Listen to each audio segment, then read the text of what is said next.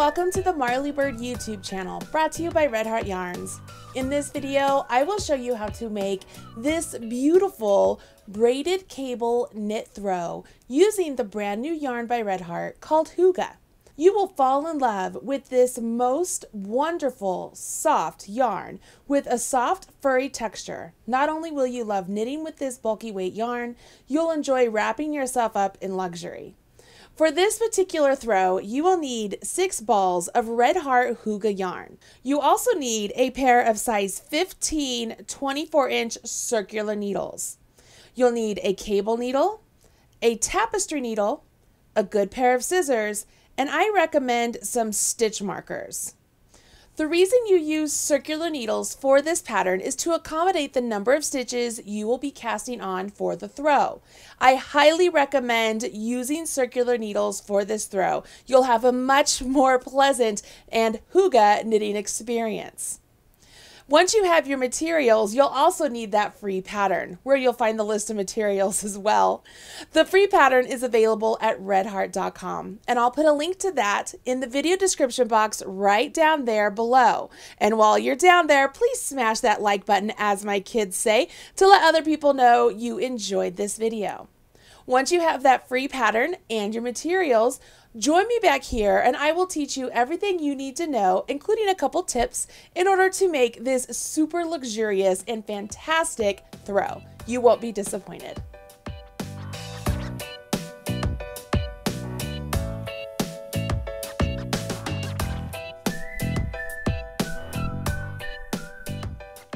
To make this pattern, we will start off with the slip knot, and we will be casting on a total of 105 stitches. For the 105 stitches you are going to cast on, you will use your preferred method of casting on. For this video, I will be demonstrating how to do the knitted cast on. You place the slip knot directly onto the needle that you will hold in your left hand. Take the right needle, go ahead and insert it into the stitch you just put onto the left hand needle. Take your working yarn, wrap it around your right hand needle, pop that out that stitch on your left hand needle, and extend it up a little bit. Now you take your left hand needle, swivel around, and scoop that stitch and place it on your left hand needle. You just created one stitch. You now take your right hand needle, go into that new stitch, just like you did before. Wrap your yarn around your right hand needle. Come out, extend, swivel, and scoop. And that's very important. You want to make sure you swivel and scoop. Let me show you how to do this one more time. Extend, swivel, and scoop. Go in, around, out, extend, swivel, and scoop.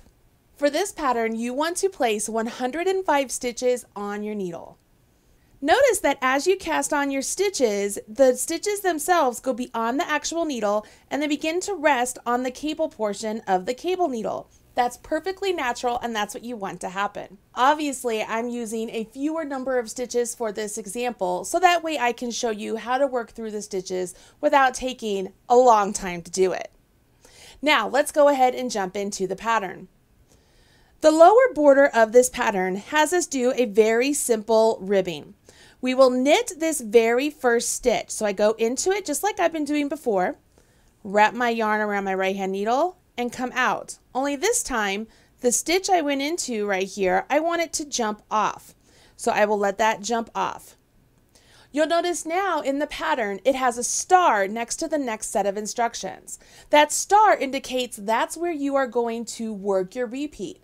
So we will be doing a purl one, knit one repeat for the rest of the row. When you go from a knit to a purl, you want to make sure you take your yarn between your two needles. Now we will go into the next stitch as if to purl, yarn over our needle, and notice when I yarn over, I go over top of the needle. And then I will pop out that stitch and off. Move my yarn to between my needles, back to the back, and knit the next stitch.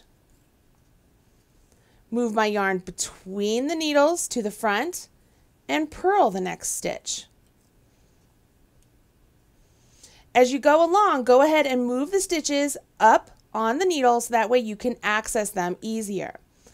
Don't forget to move the yarn between your needles each time you go from a knit to a purl.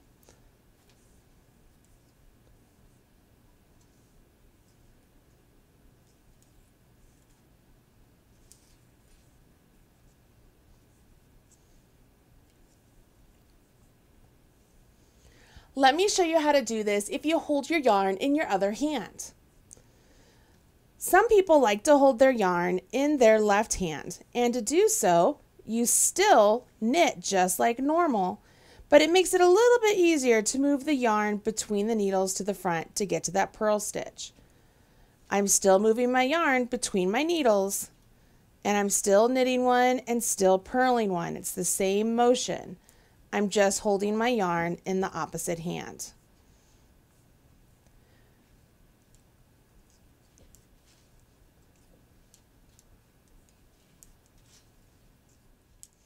The last stitch of your row should be a knit one.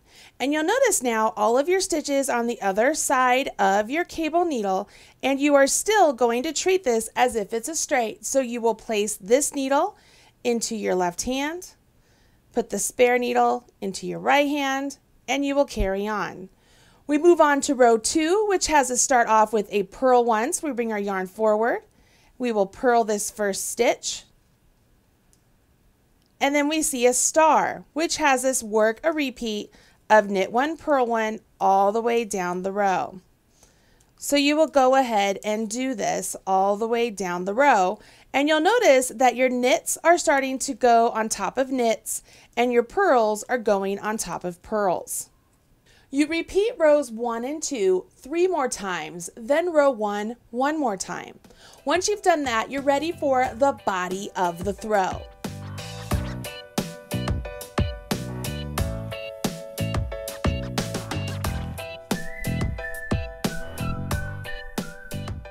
Once you have completed all of the 1x1 ribbing, your piece will look a little something like this. Again, obviously this is smaller, but you can see here that the columns of knits are bordered by columns of purls. So you have a really nice, very subtle, easy knit one, purl one ribbing. Now for the body of the throw, we are going to work in garter stitch and stockinette stitch. Remember when I suggested getting stitch markers? This is where you will use those stitch markers. I like to place stitch markers in between the areas that I want to keep in stockinette stitch. It's just a visual reminder for me to say, hey, these stitches need to be a little bit different every other row because I want to keep them in stockinette stitch. In my little example down here, I will just be using 2 stitch markers because my center portion here will be my stockinette stitch and outside here will be my garter stitch. So let's go ahead and jump in. To begin the cable pattern, we go ahead and we start off by knitting 10 stitches. So we're no longer working in the knit one, purl one ribbing pattern. We are simply going to knit 10 stitches. After you knit those 10 stitches, you'll notice that there is a star indicating that that is where you are going to work your repeat. The star indicates that you will be doing a purl 9, knit 10 all the way across the throw. You'll notice that I just knit my 10 and this is where I'm placing my first marker. So I am going to place my marker after 10 stitches, place a marker. Now I will purl 9. So let's go ahead, bring my yarn between my needles, and I will purl 9 stitches.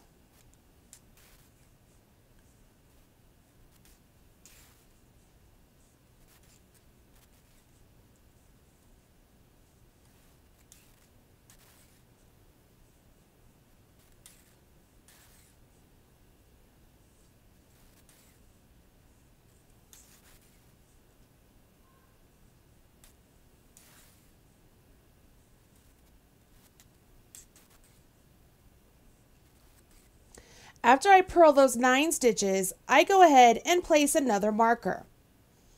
Then I will go ahead, put my yarn between my needles again, put it back to the back, and then knit 10.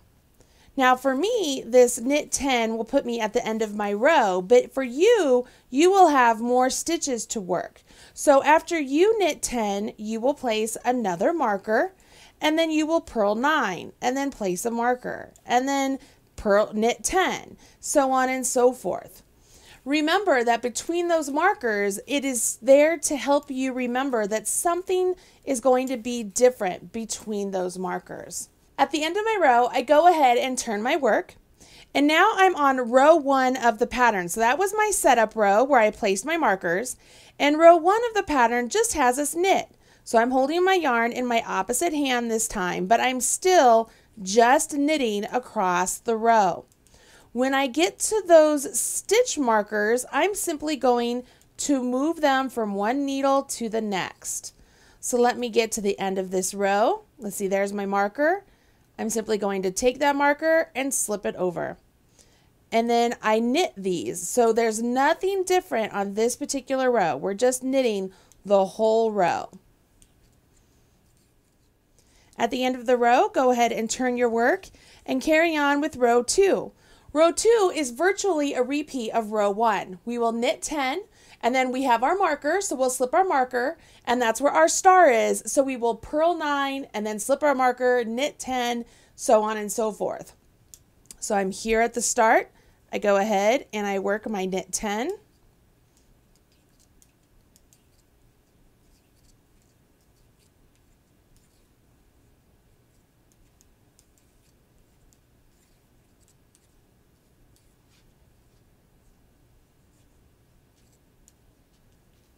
Slip my marker, and now I will purl 9.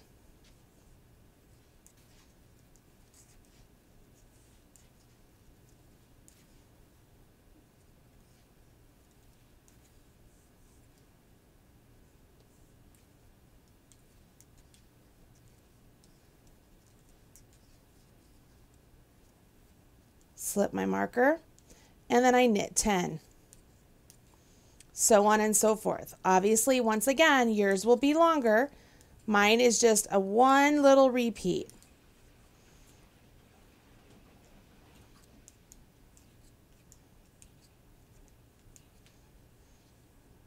At this point, you should be able to see that you have some ribbing going on, and the stitches between your markers, you'll notice that one set will look like they are just a series of the reverse stockinette. And then you'll see the other set, they look like ribs or garter stitch.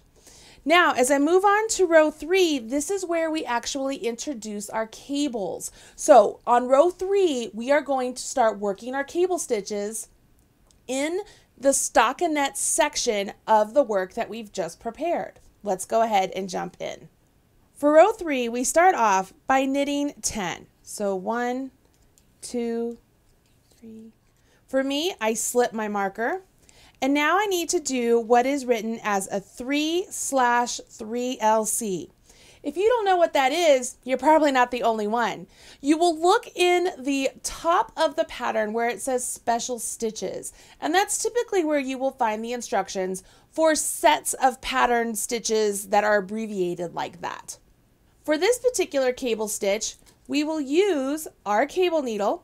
We will slip the next 3 stitches onto our cable needle. So we go into the next 3 stitches as if to purl, put those on our cable needle, and we'll hold that to the front of our work. Okay, so they're just hanging out there.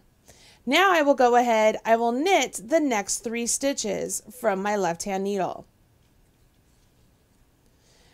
What I like to do now is take these stitches I moved to my cable needle, and I like to place them back onto my left-hand needle.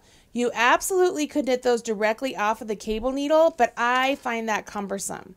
So I like to put them back on my left-hand needle and then knit those stitches from the left-hand needle. Okay? So that is the 3/3LC, okay? Once you've done that, you go ahead and you will knit 13. Well, Marley, I have 10 and I have 3.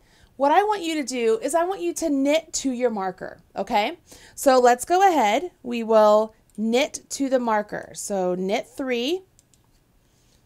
So that's the 3 of our 13. We slip our marker, and that leaves us with 10 stitches, which is what we have planned out. Perfect, right?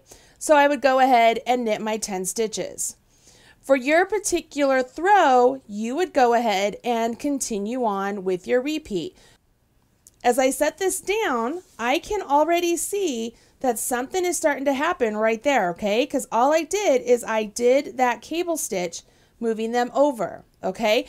Just one more quick reminder for those of you who are following along with the pattern.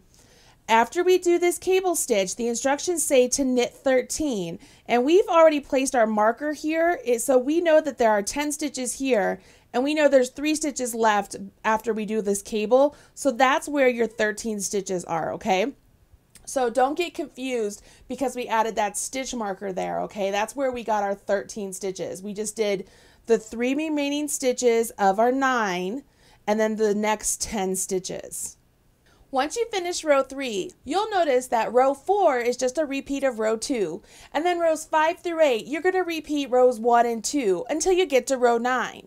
On row 9, that's when we do our next cable stitch. So go ahead, work on your project, get to row 9, join me back here, and let's learn the other cable stitch.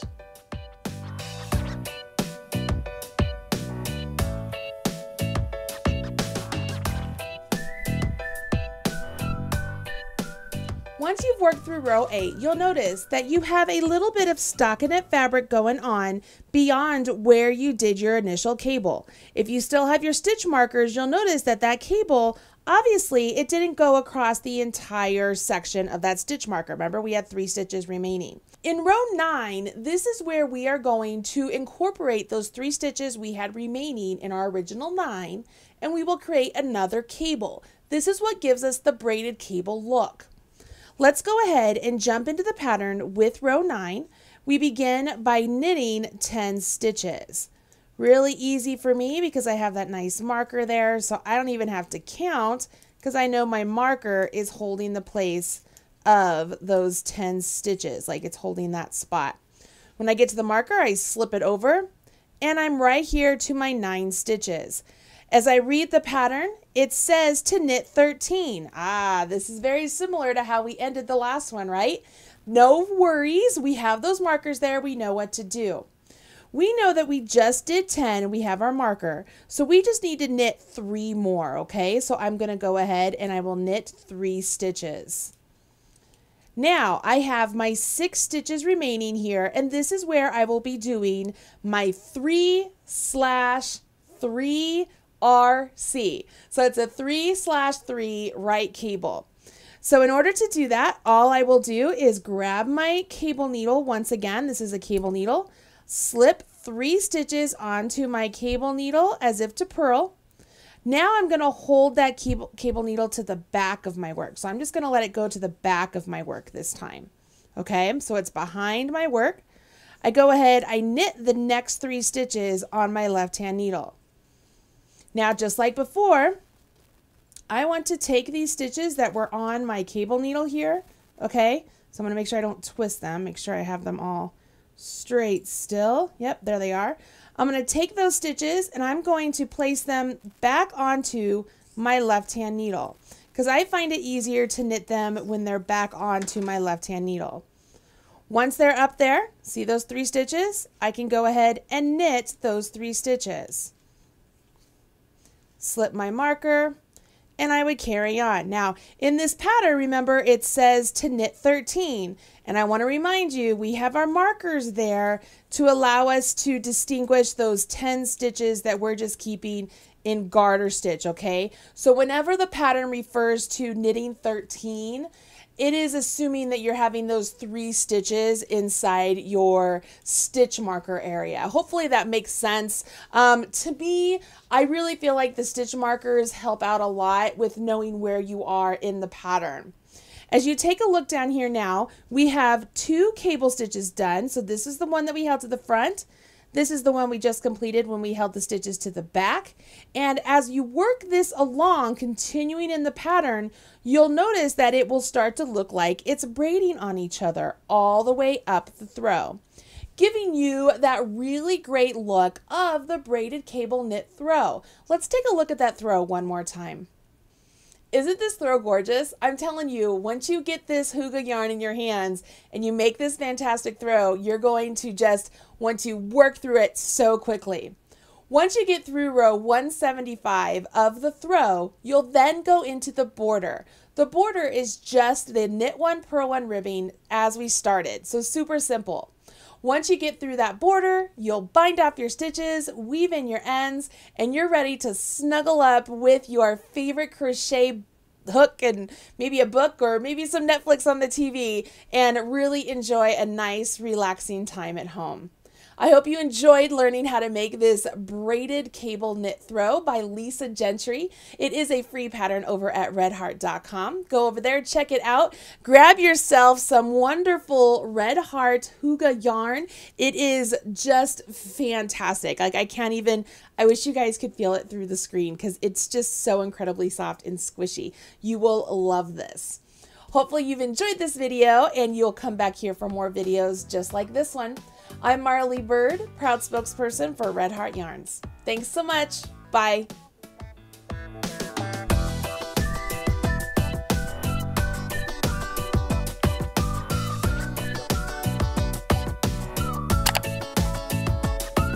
Everything you need to know about knitting or crochet can be found right here on the Marley Bird YouTube channel. Learn with Marley Bird. Visit youtube.com/Marley Bird.